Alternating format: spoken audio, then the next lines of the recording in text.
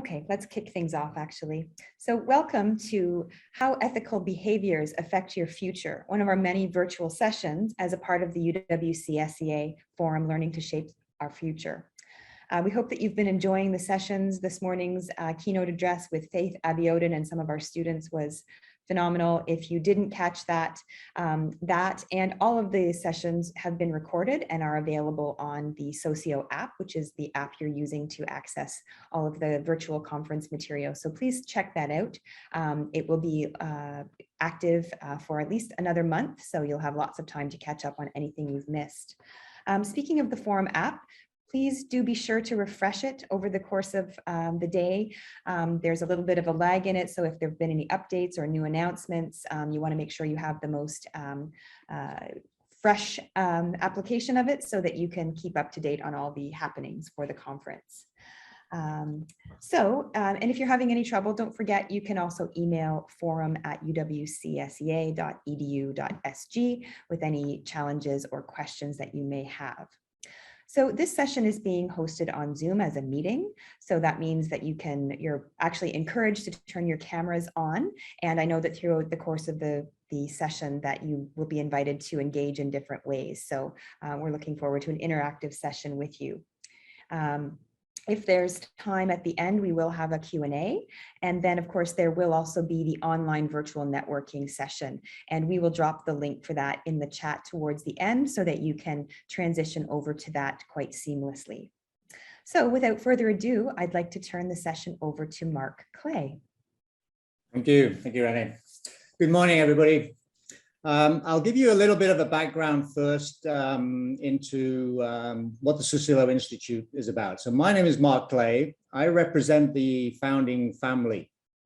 The Susilo Institute is actually hosted in Boston University, but its roots are in Singapore. So the founder is a Singaporean Indonesian gentleman, Indonesian Chinese, but now Singaporean. The Institute was set up in 2014. Its roots go back to 1998 with the Asian financial crisis, but actually set up in 2014. There's a Singapore government advisor by the name of Robert Brown, Dr. Robert Brown. He was here in Singapore for quite some time. He's offered an honorary citizenship by the Singaporean government, but he returned to Boston to take up the role of president of Boston University. But during his time here in Singapore, he'd struck up a friendship with Harry Susilo, a gentleman called Harry Susilo, who's a businessman. And together they came up with this idea of allowing students this opportunity to look at life in a slightly different way to where the current methods were being taught within the business schools in the US. So Harry Susilo eventually provided an endowment to create this institute. It's hosted in Boston, though it's got a collaboration network. We call it the Academic Collaboration Network. It's a series of universities globally that participate, does research, provides guidance and teaching in the field of ethics. We do leadership issues, real world problems. And ideally, it's mostly for students, but we do a lot of work with corporations and postgraduate studies.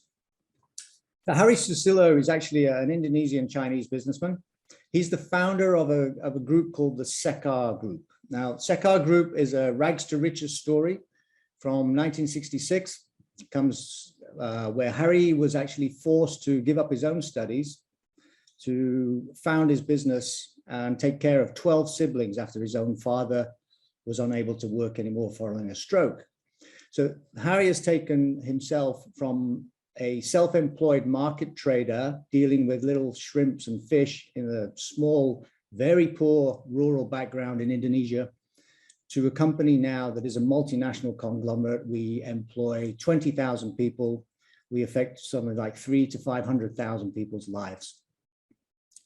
But Harry's principle has always been that, when you're building a business, no matter how small and no matter how big, you've got to be consistent. You've got to have strong personal values. Strong personal values are absolutely essential in maintaining longevity and getting the actual power behind the whole group together.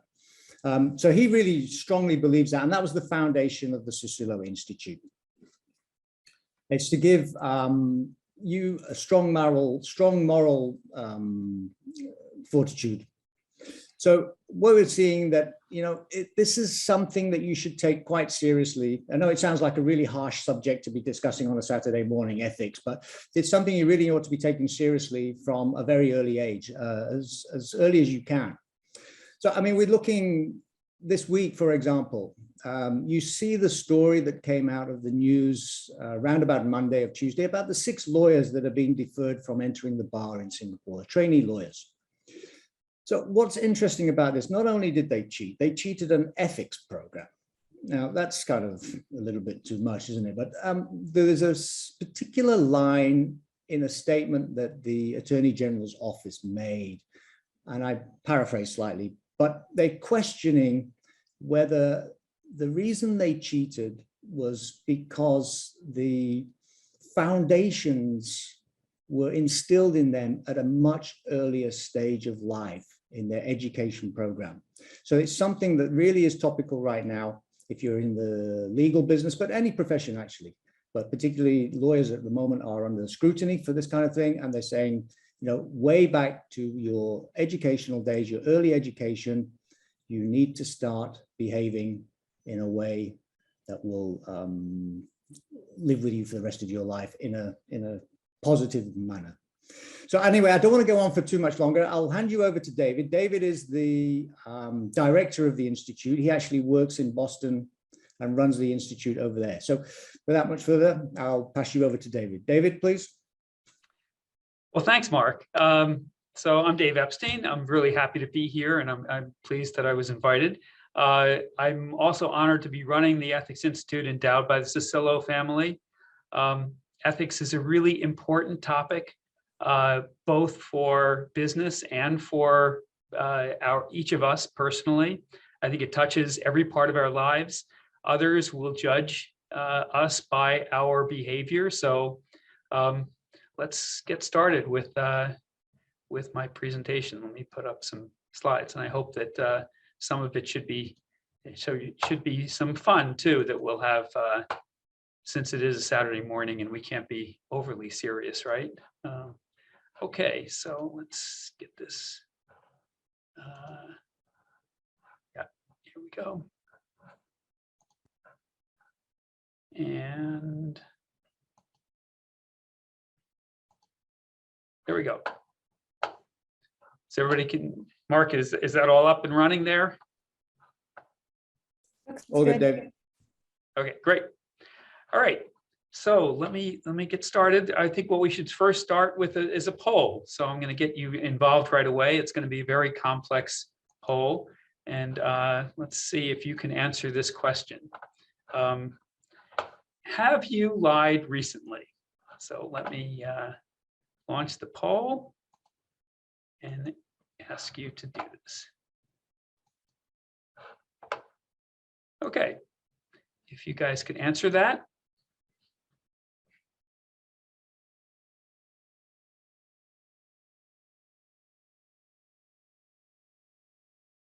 All right, I think we have some answers. And let me end the poll and share the results. Okay, can you guys see that?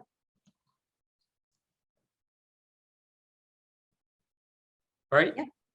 Okay, great.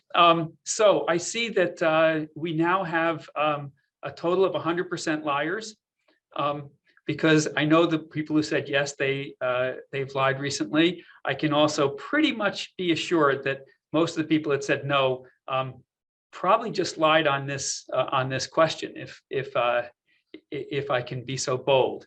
And let me show you why.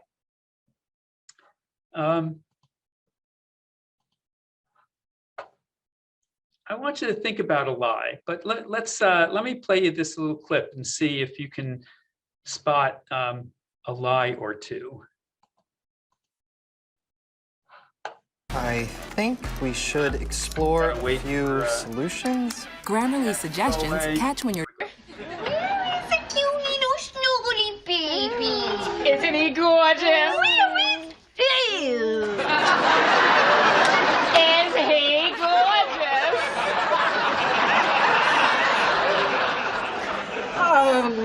Gorgeous, yes. So very gorgeous. Michael, shut the door. You're letting bugs in.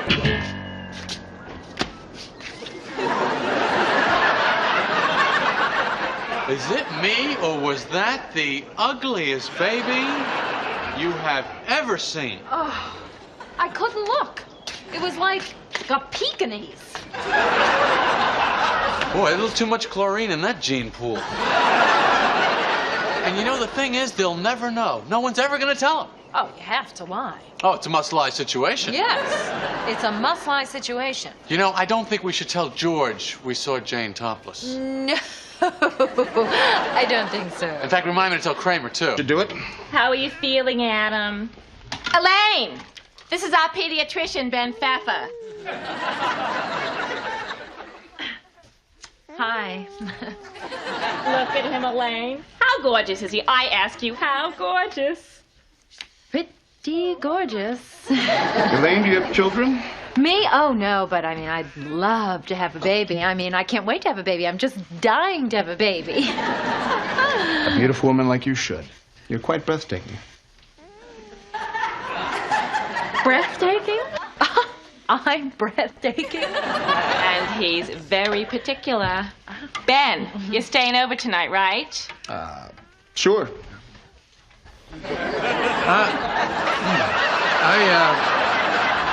I'm going to go pick up Rachel at the station. Yes, yeah. Okay. Oh, just look at him. Yeah, he really is breathtaking.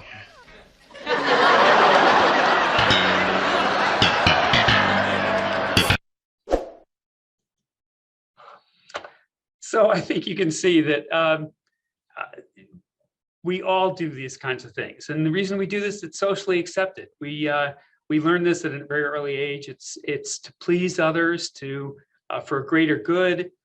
They're harmless, even beneficial in some ways, because the truth can be harmful sometimes. When somebody asks you, do I look fat? Or they're about to go on stage and they say, how do I look? There's times when, for social reasons, you're going to be lying somewhat. Food is delicious. The present is just what I wanted. All those kinds of things. So,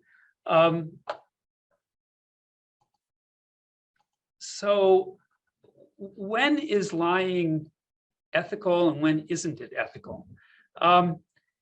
As long as you're doing it for social good and for a harmless situation in those kinds of things, and you're not getting anything from it. That is, if your intent is to be helpful, then it may not be unethical.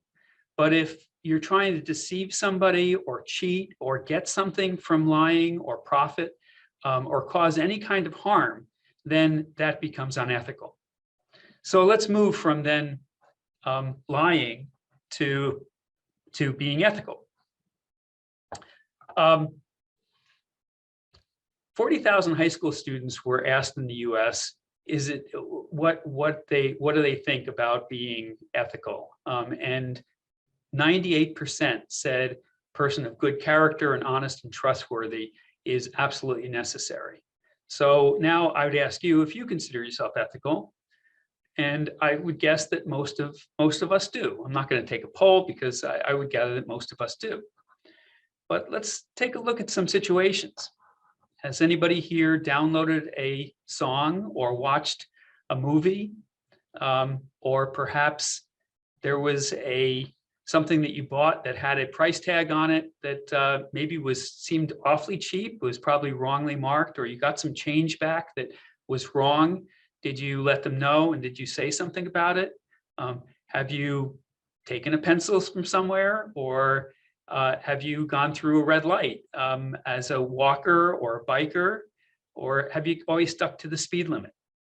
These are all situations that we kind of figure, okay, we still feel like we're ethical, but we can take advantage of a few little things here and there, and perhaps we're not going to be thinking of ourselves any worse for the wear. But these are questions that you might want to consider when doing these things, and not also decide that we are always ethical. So let me move to tests, which Mark brought up before on the test that was just in the news with the lawyers.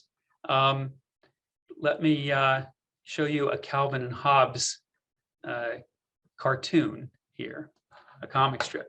So it says here, today at school, I tried to decide whether to cheat or not on my test.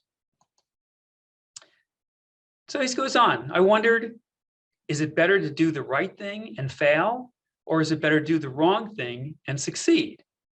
On the one hand, undeserved success gives no satisfaction. But on the other hand, well-deserved failure gives no satisfaction either. So of course, most everybody cheats sometime or other. People always bend the rules if they think they can get away with it. Then again, that doesn't justify my cheating. Then I thought, look, a little cheating on one little test isn't such a big deal. It doesn't hurt anyone. Then I wondered, was I just rationalizing my unwillingness to accept the consequence of not studying? Still, in the real world, people care about success, not principles.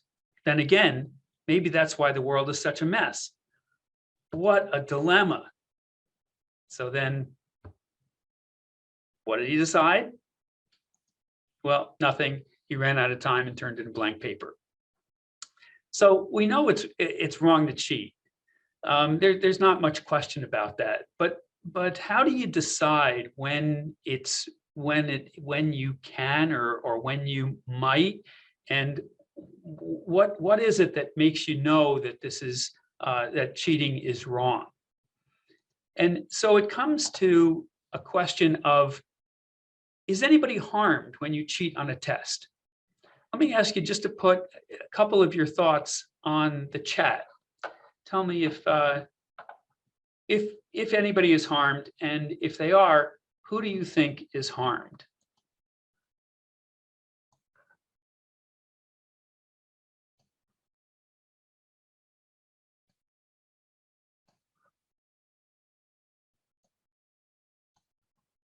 Anybody?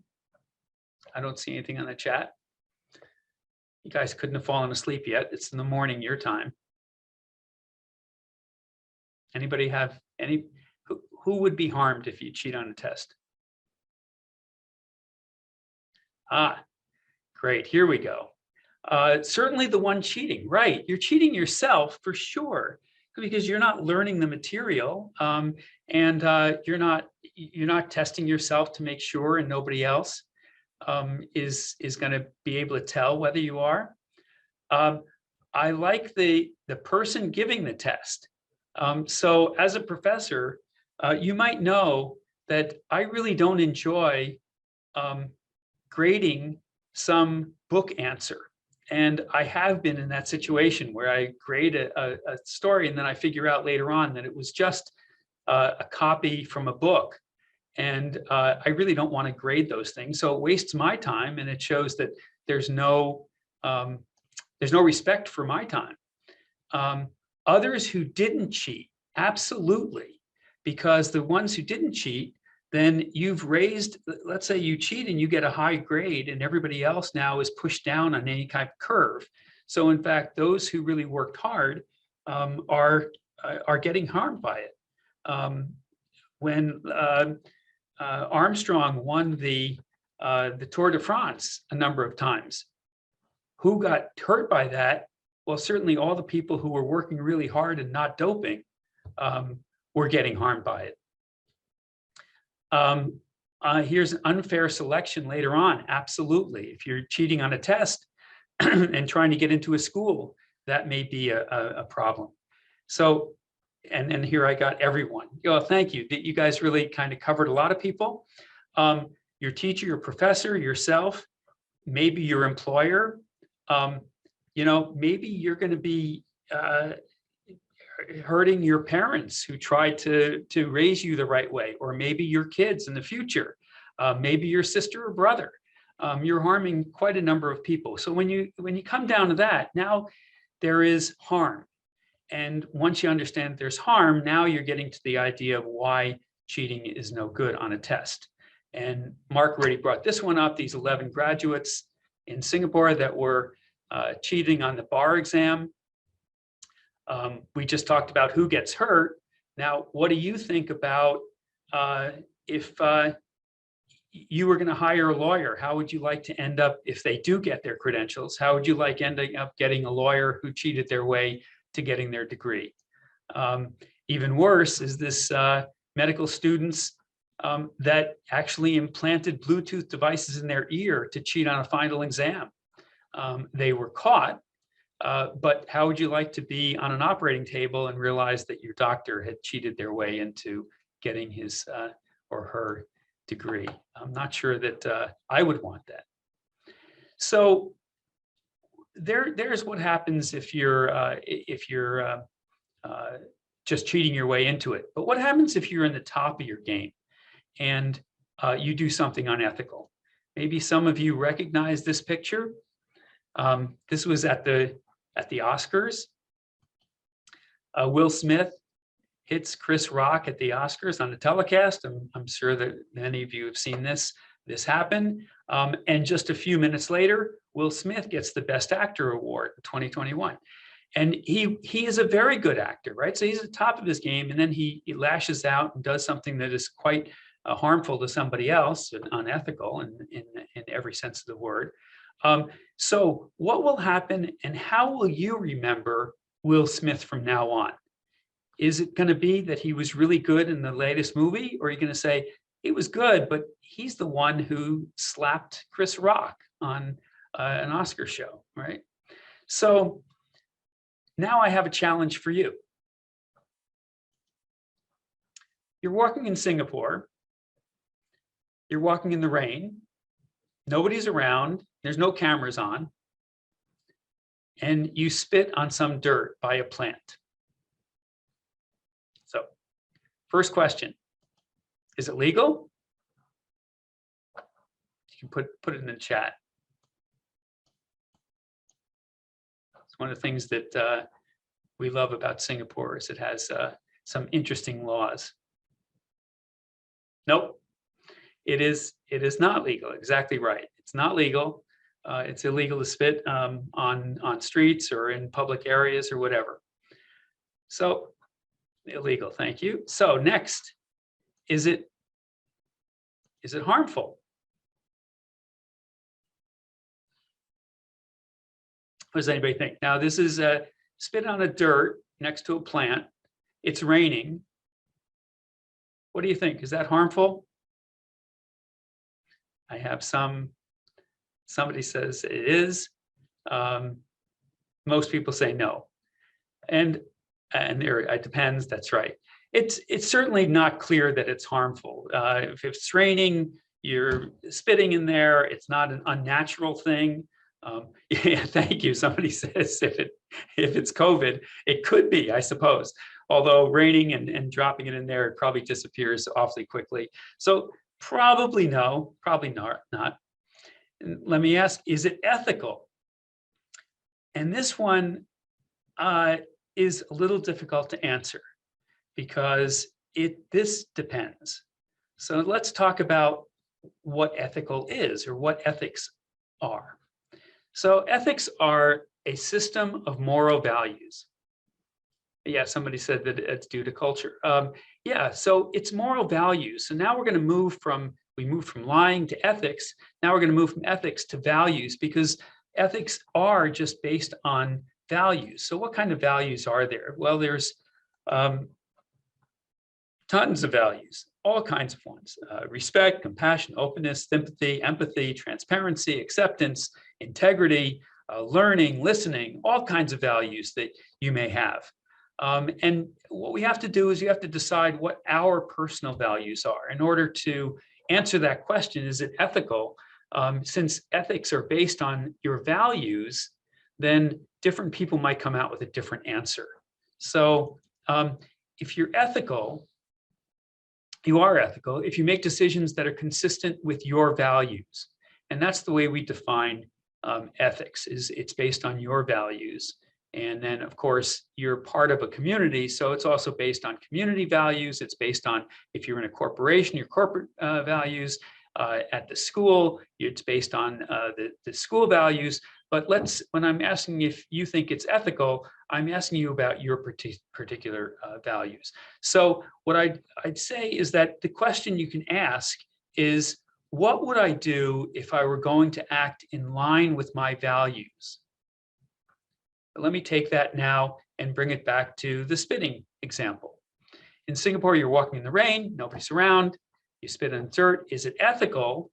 Well, if your values look like, I'm law-abiding, I am very interested in community cleanliness, I'm interested in proper manners, those kinds you would come up with, then it's not ethical to have spit. But what if your values were, I'm an independent thinker, I do scientific reasoning, I'm interested in my personal comfort, these are my values? Well, then this person would say it's ethical. And either one is correct. In ethics, we talk about dilemmas and these are things that don't have a direct answer when you come up with a dilemma. And this was a dilemma. This is you needed to spit, and you were in a place where it was illegal to do that. What do you do, and how do you work it out? So this is about no wrong answers. So I want to shift a little bit and move into what we call ethical pitfalls. So how and when do you get set up to perhaps make an unethical decision? So these are traps that happen, and these are things that happen every day, and you have to decide. And why we spoke about values before is that gives you some roadmap on how to decide what's wrong. But let's look at some pitfalls that cause people to make unethical decisions. The first one is incentives. So what happens when incentives are wrong? And how do you act?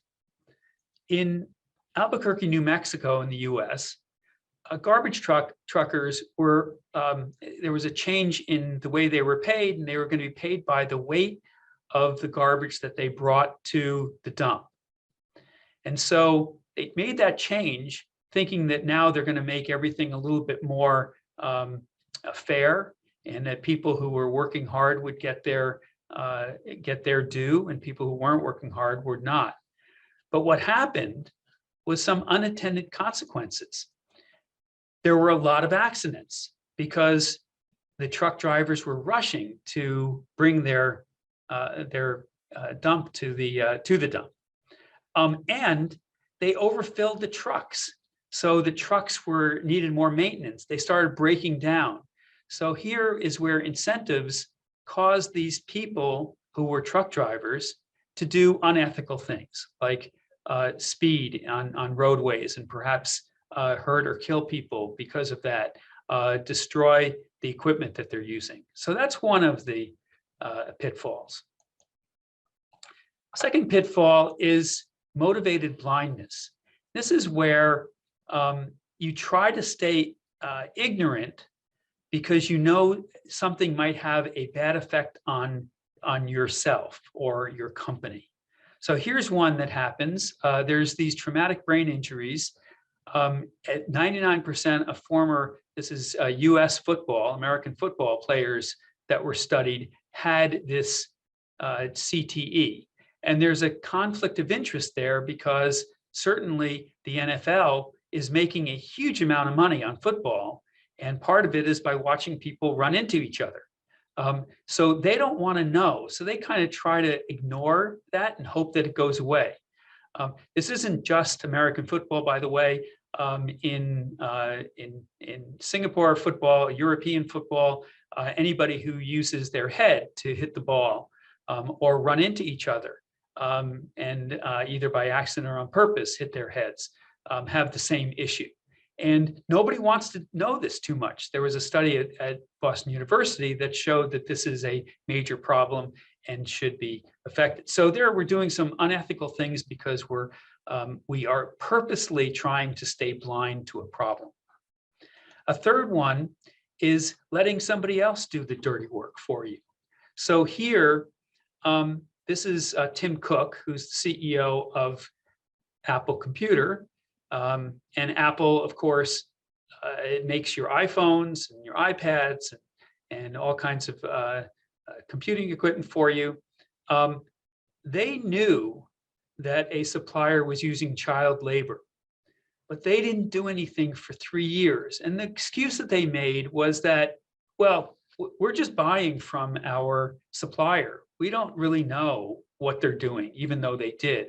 And that's not our problem. And so they're trying to create distance between a dirty deed and themselves. So this is, if you're letting somebody else do the dirty work for you, you're still being unethical, even though you personally didn't do it, but you're benefiting from it, or you're buying from it, or you're enabling them to do that. A fourth one is a slippery slope. You probably know this one. You probably have been in a situation where you tell a little lie and then you have to cover it up with another lie, and then it gets bigger and eventually it kind of falls apart. Here's a guy, his name is Mark Dreyer. And Mark, he was a great lawyer who started a top-end law firm. And it started to run out of money because he was a great lawyer, but he wasn't a very good business person. And he decided, well, what I can do is I'm going to lie to somebody and get a loan and just borrow a little money so that I could get over the hump, make the company profitable, and then pay them off. So he did that, but it didn't work. So now he went and he lied to somebody else to borrow a lot more money, first to pay off the first person, and then to have enough money to get his company right-sized again, and it was going to work. But that didn't work again. So he did it again and again and again, and he kept getting larger and larger amounts of borrowing money, which eventually is going to fail, because he got to $700 million before it failed. And this is called a Ponzi scheme. It's a classic slippery slope issue. And it has to fail eventually because you're going to run out of money somewhere. Nobody else is going to give it to you. Let me give you here, listen to him.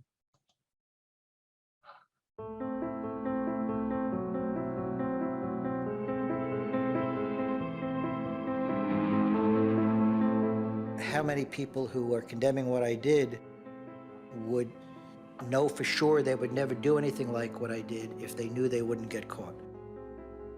I think in the case of many people, it is fundamental virtue, and I applaud those people. But I think in many, many people, it's either lack of opportunity or fear of getting caught.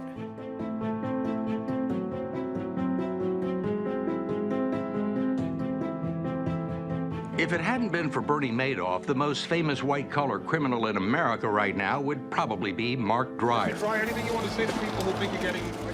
I'm going to prison for a very long time. I'm confident that the sentence will not be 145 years as the government requests. I was standing on a cliff, in a sense.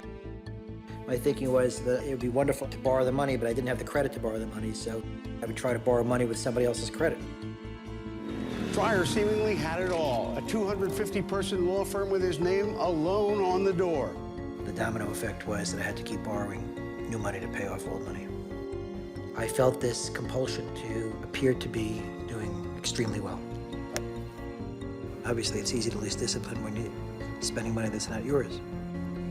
The morality of it did bother me, but it didn't stop me. It's hard to explain that. I don't get any relief from talking about this. Each time I talk about it, it's a reminder of how much I've hurt my children and how foolish I was. Just to hear the words, it sounds like I'm talking about somebody else. So here's a guy that got into a problem. It got worse and worse, and he couldn't get out of it, and now he's lost everything. He was a great lawyer who actually is now in jail. Slippery slopes you got to be careful with those. The next one is overvaluing outcomes. So that is thinking about what's the outcome, and don't worry about how you get there, just get it done. So this is one of those problems that happened. Volkswagen cheated on their emission standards. In the US, they passed the test for emissions with a dirty diesel engine by having a computer check and see when it was being tested and change the engine output so that it would pass the test. That's straight out being unethical, but they thought that it was okay because they would get it passed, and then people would have these cars and they would continue to sell the cars. So far, once they were caught, it's cost them 31 billion euros and still counting. This is one of the problems of looking at the outcome rather than looking at the means to that. The sixth pitfall is being loyal. So here's this thing. A friend asks you to help her steal something by having you cause a distraction. You think it's wrong, but she's a good friend. So do you help? And can you rationalize it? Maybe you can think about, hey, well, I'm not doing the stealing. I'm just kind of, being somebody who's kind of helping to distract something, and she's the one that's guilty. Well, you're being unethical in this case because even though you've separated yourself, you're enabling the same issue. It has, and this has to do with being loyal to someone. It turns out that the majority of unethical behavior in workplaces is because you get a request from a superior to do something, and you feel like you need to keep your job, or you are loyal to that person and you like that person. You genuinely like that person and you want to help them. And people will slide into doing something unethical. So never let your loyalty make a fool of yourself. The next one is called ethical fading. Let me play this one for you. A blind spot is the unknown, in some sense, unseeing obstacle that we have that really prevents us from seeing our unethical behavior. So it doesn't allow us to see the gap between who we think we are, who we'd like to be, and who it is that we actually are. And one of the best studies of this is a study of charitable giving, Daffodil Days, where they asked a group of people on campus. Daffodil Days is going to be coming to campus. It supports a charity. Would you contribute? So roughly like 80% of the people say that they would. And when they track these people, when they actually ask them on the day of the charity being there, Daffodil Days, they don't. So about half of the people that said that they would contribute don't. Think about decisions in the prediction phase. When I'm thinking about how I will behave, I think very abstractly. And we show that we think very abstractly in big picture kind of ways. At the time of the decision, we're actually thinking very concretely. So if you take the Daffodil Days example, I didn't anticipate that when you asked me, I only had $5 in my pocket. It's either $5 for you or $5 for my lunch. So specifics of the situation drive our decision at the time that we didn't anticipate. Also argue that at that time, visceral forces overcome me. So I'm hungry, I'm thirsty, I'm angry, I'm fearful that I'm losing my job. All of those we actually have difficulty predicting, but they impact us quite directly at the moment we're called to make the decision. And all of that leads to what we call ethical fading that occurs at the time of the decision, where I saw it as an ethical decision before I made the decision. At the time of the decision, due to all of these forces, I no longer code it as an ethical decision. So ethical fading happens really because we think we're going to do good when we visualize it, but when it actually comes time, we have a number of excuses that we come up with. Here's one called the bystander effect, which is this one I find shocking. And every time I watch this is an amazing story. What would you do if you saw someone, especially a child, in trouble? Would you jump in to help or assume that somebody else would do it? Recently, we went to the streets of suburban New York and put some folks to the test. Last time, security specialist Bill Stanton put two parents to the test to see if what they've taught their kids about the danger of strangers would serve them in a real-life situation. Today, he puts the public to the test. With the help of 7-year-old Raquel, Bill staged an abduction to see if the public would take action. Raquel's mom, Deborah, watched from a surveillance van as Raquel was approached by Bill. Hey, where were you, young lady? You're not my dad! You're not my dad! It's unbelievable, but they did nothing. Help me! Bill and Raquel repeated this time after time. Hey. Please, someone help me! You're not my dad! Please, someone help me! You're not my dad!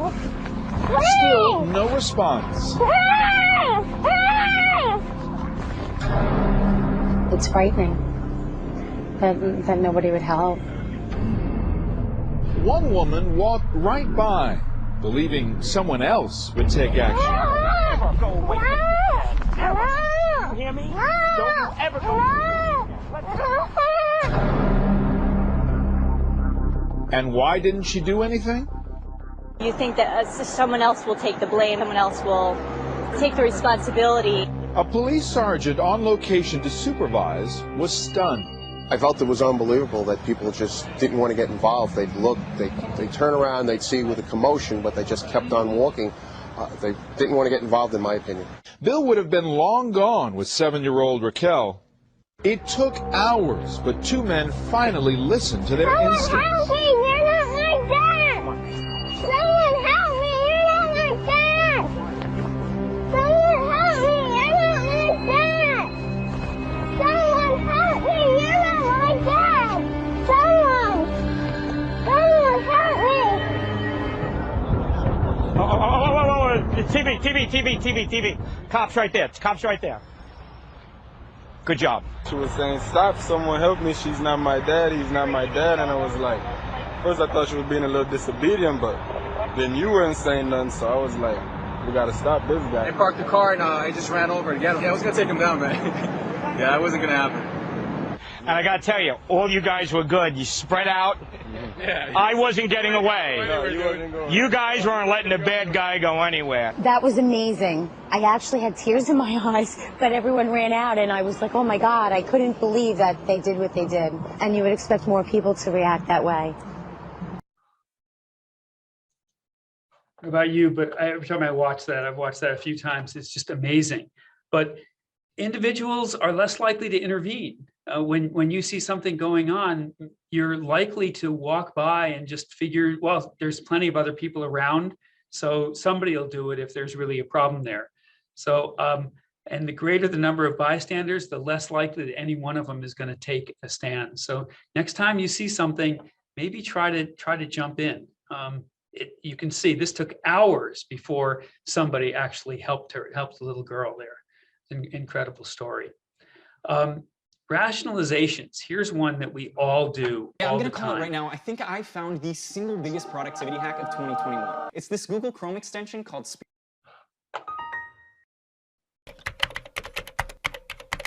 Rationalizations. Rationalizations are invented explanations that hide or deny true motivations, causes, or actions. They are the excuses people give themselves for not living up to their own ethical standards. For example, most of us think of ourselves as honest people, but studies show that most of us often lie a little or cheat a little. In order to maintain our self-image as good people, we unconsciously invent rationalizations to convince ourselves that what we did was not wrong, not really harmful, not our fault, and so on. According to Vikas Anand and his colleagues, common rationalizations include, I know I shouldn't have done that, but my boss made me, so I didn't have any choice. Or, others have done worse. Or, that guy deserved to get ripped off. Or, if I hadn't done it, someone else would have. Generally, rationalizations are most effective when they are not recognized as rationalizations. They are dangerous because people are very creative rationalizers, and indeed often come to believe their own excuses. As psychologist Joshua Greene notes, rationalization is the great enemy of moral progress. Ultimately, rationalizations dull our sense of responsibility for our wrongful actions. So if we wish to truly be ethical people, we must carefully and consistently monitor our own rationalizations.